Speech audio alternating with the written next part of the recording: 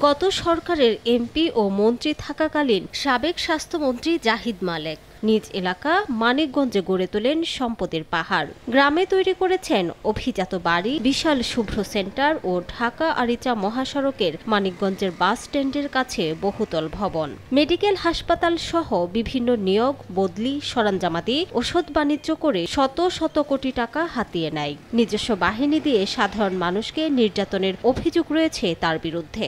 অবৈধভাবে বিভিন্ন জমি কিনছে, মানুষের ভয় দেখে নিচ্ছে, তারপর আবার ওই যে ফার্ম টার্ম করছে। বিনা ভোটে এমপি হয়েছে, জনের সাথে তার কোনো সম্পৃক্ততা ছিল না। সে বিভিন্ন নেতৃবৃন্দের নামে মিথ্যা মামলা হয়রানি করছে। সে মানিকগঞ্জের মধ্যে সবচেয়ে বড় দুর্নীতিবাজ।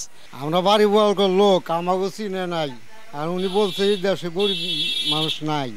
আরএফএল গ্যাস স্টোভ 25% গ্যাস সাশ্রয়, তাই টাকাও বাঁচে 25%।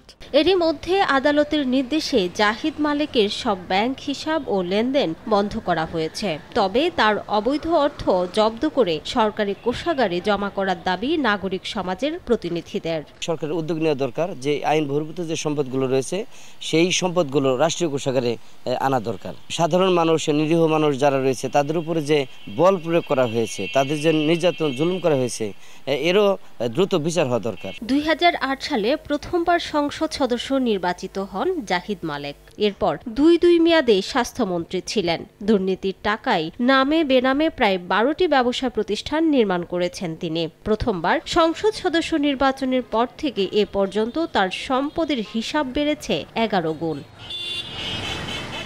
সময় সংবাদ, মানিকগঞ্জ।